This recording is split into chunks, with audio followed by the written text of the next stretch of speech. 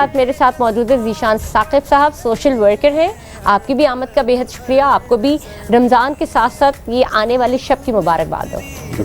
تو ہم بات کر رہے تھے جو صورتحال جو روزے ماشاءاللہ سے جا رہے ہیں، لیکن ہر جاتا ہوا دن ایک نئی نوید دے کے جاتا ہے. روزے کے جانے کا دکھ ہے، لیکن شب قدر کی آمد اور شب قدر کو پانے کی جو لگن ہے وہ الگ ہے. لیکن ہم ہر چیز مناتے تو ہم اس کو کیسے بھول سکتے ہیں کہ جب اس شب کو معرض وجود میں آیا پاکستان، کیسے دیکھتے ہیں آپ اس کو؟ بسم اللہ الرحمن الرحیم. آپ نے بڑا زبردست طریقے سے پورا کوشش کری شب قدر کے بارے میں پورا ایک اس کو کوزے میں بند کرنے کی. میں سمجھتا ہوں کہ ہم بحیثیت مسلمان الحمدللہ، سب سے پہلے تو اللہ کا یہ شکر کہ ہم مسلمان پیدا ہوئے الحمدللہ. دوسرا اللہ کا شکر کہ الحمدللہ ہمیں اللہ تعالیٰ نے ماہ رمضان نصیب کیا کہ جس میں نہ صرف یہ کہ ہم اس کی فضائل، اس کے برکات، اس کے حسنات، اس سے فائدہ اٹھا سکیں، اور تیسرا اس کے ساتھ ساتھ یہ کہ ہمیں یہ آخر کی طاق راتیں نصیب ہوئیں. میں ذاتی طور پہ سمجھتا ہوں کہ ہم صرف ایک چیز کے مکلف ہیں، وہ ہے کوشش. ہم کوشش جاری رکھیں اور کسی بھی درجے میں قرب الہی کو حاصل کرنے کی کوشش کریں. وجہ یہ کہ جیسے ابھی ہم آف ایئر ڈسکس کر رہے تھے کہ دنیا میں اتنا کچھ ہو رہا ہے، اتنی ساری پریشانیاں، اتنے سارے مسئلے مسائل میں ہم گھرے ہوئے. میں نے ذاتی طور پر اپنی ذاتی حیثیت میں ایک بات محسوس کری کہ میری شاید کسی بھی دعا کی قبولیت کا نہ ہونا، اس کے اندر سب سے بڑا ڈفرینس صرف یہ ہے کہ میں نے اللہ تعالیٰ سے لا نہیں لگائی. اللہ تعالیٰ سے میں نے اس سمجھیں کہ شاید اس خواہش سے نہیں مانگا. جب میں نے اللہ تعالیٰ سے لا لگائی اور اللہ تعالیٰ سے میں نے گڑا کے کسی بھی چیز کی خواہش کری، اللہ تعالیٰ نے مجھے عطا یعنی آپ کے کہنے کا مقصد یہ کہ اٹینشن جو آپ کی اٹینٹیوٹی جو آپ نے ان کو دی، آپ کا جو ایک اٹینشن وائی فائی کنیکشن جو تھا اسی وقت اللہ کا آنسر آ گیا. بے شک. اور اس میں سمجھتا ہوں کہ یہ جو طاق راتیں ہیں ہمارے لیے بونس پوائنٹس ہیں. بالکل. اور اسپیشلی جو گمان کیا جاتا ہے کہ 27ویں شب جو ہے وہ ان طاق راتوں میں سے ایک وہ رات ہے جو کہ ممکنہ ہو سکتا ہے، ممکنہ ہے. تو میں سمجھتا ہوں کہ ہمیں اس کا بھرپور فائدہ اٹھانا چاہیے اور وہ کچھ مانگ لینا چاہیے جو شاید سال کے 364 دن ہم نے نہیں مانگا. میں تو صرف ایک بات جانتا ہوں، میں شاید مفتی صاحب کی طرح اتنا صاحب علم تو نہیں ہوں. میں سمجھتا ہوں کہ ہمیں اپنے حصے کا کام جو اللہ تعالیٰ نے ہمیں سپورٹ کیا، اپنے حصے کا دیا ضرور جلانا چاہیے. جیسے آپ نے فرمایا میں ایک ویلفیئر ادارہ بھی چلاتا ہوں، تو نہ صرف یہ کہ عبادات کی حد تک جو کہ ہماری شاید ذاتی حیثیت میں ہم دوسروں کو کیا خوشیاں بانٹ رہے ہیں. ہم نے جو اپنا ادارے کی بنیاد رکھی اس کی خالصتاً وجہ تھی اللہ تعالیٰ کی خوشنودی، رضا الہ. تو اس میں شاید میں اپنا روزہ، اپنا قرآن، اپنی عبادات، اس سے شاید میری تسکین قلب یا میرے گناہ تو شاید دھل جائیں، لیکن کیا جو 75% قرآن میں جس کا ذکر ہے کہ آپ نے جو ہے وہ امت کی خیر کے اندر کیا کنٹریبیوٹ کیا. تو اس پرسپیکٹو سے ہماری یہ کوشش ہونی چاہیے کہ ہم وہ خیریں جو ہیں وہ آسانیاں امت کے لیے بھی بانٹیں.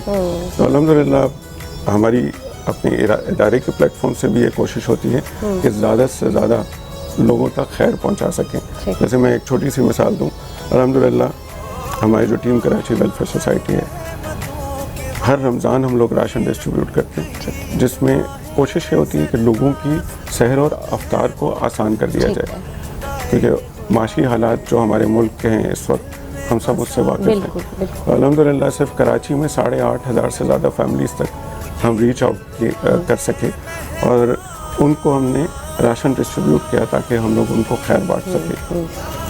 اس کے علاوہ افطار کے جو ہے ہم نے ارینجمنٹس کیے لوگوں کو. اب ہماری کوشش ہے کہ آخری عشرے میں عیدی ڈسٹریبیوٹ کر سکیں تاکہ لوگوں کو، بچوں کو خوش ہو سکے، خوشی مل سکے. عید کا مطلب ہی خوشی ہے نا. جی. تو میں سمجھتا ہوں کہ دونوں چیزیں، انفرادی عبادات اور اس کے ساتھ لوگوں میں خیر بانٹنا، دونوں چیزوں کو ساتھ ساتھ چلنا چاہیے. آپ دیکھیں کہ زکوٰۃ کا نظام، فطرے کا، صدقات اور اس کی ڈسٹریبیوشن، اگر اس پہ صحیح طرح سے عمل ہو جائے تو میں کہتا ہوں کہ اسلامی معاشرے میں تو غربت کا تصور ہی ختم ہو جائے. بالکل.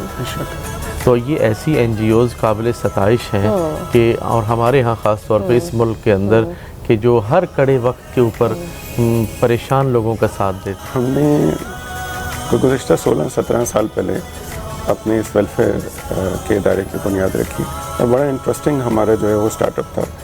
ہم ماشاءاللہ کچھ دوست جو کہ سارے کے سارے افلوئنٹ اپنے اپنے اچھی پوزیشنز پہ، جابس پہ، اچھے کاروبار کے اندر، ہم یہ سوچتے تھے کہ ہم شاید اپنے پیٹ کی خاطر تو یہ جابس اور یہ سارے کاروبار کر رہے ہیں، تو ہم کیا کس قسم کا سوسائٹی میں کنٹریبیوٹ کر رہے ہیں. تو اس سوچ کے اوپر ہم لوگوں نے اس کی بنیاد رکھی.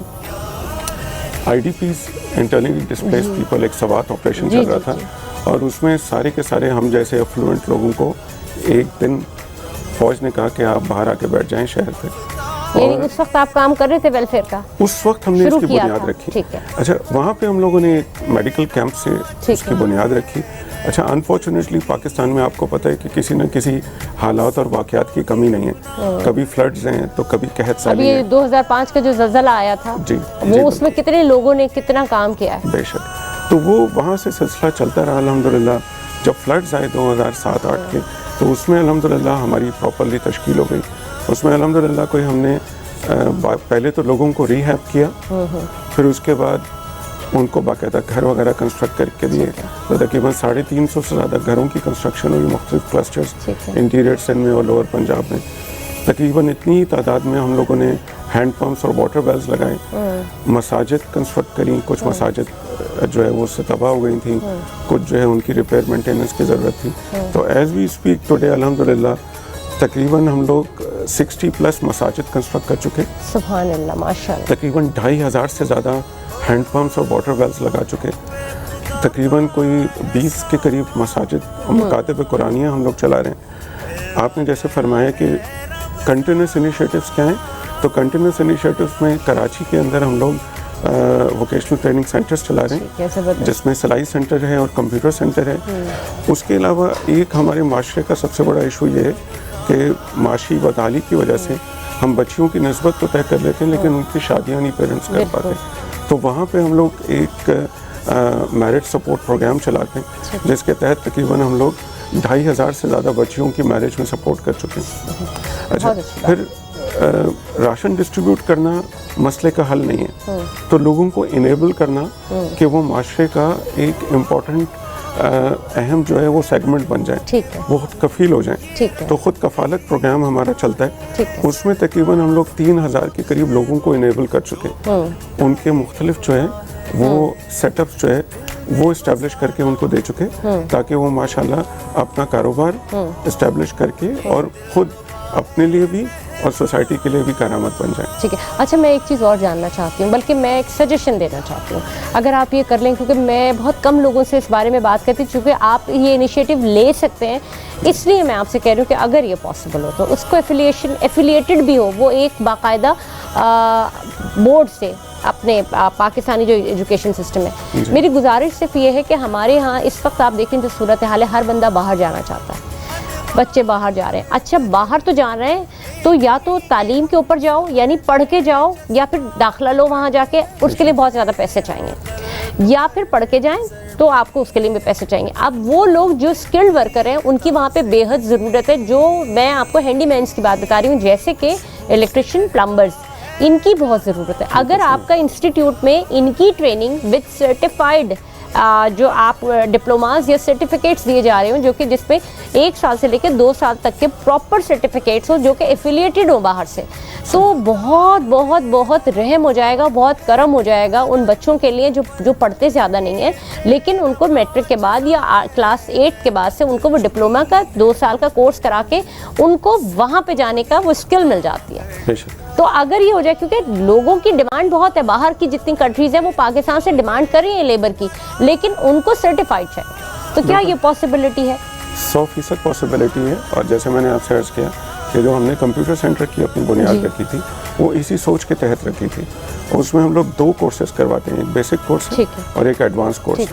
ایڈوانس کورس میں اب ہم لوگوں نے شامل کیا ہے یہ ای بیس جو ٹریڈنگ ہوتی ہے، جیسے بچے جو ہے وہ फाइवर के ऊपर, अमेजोन के ऊपर अपने अकाउंट खोल के ट्रेड कर सकें और घर बैठे जो है खुद कफील हो सकें। और जैसे आपने फरमाया, ये सजेशन नेचुरली वर्केबल है हमारे एक्चुअली, क्योंकि जो वेलफेयर का कोई भी इदारा होता है वो प्लेजेस के ऊपर अपनी चीज़ों को इस्टेब्लिश करता है, तो ये हमारे एजेंडा के अंदर है।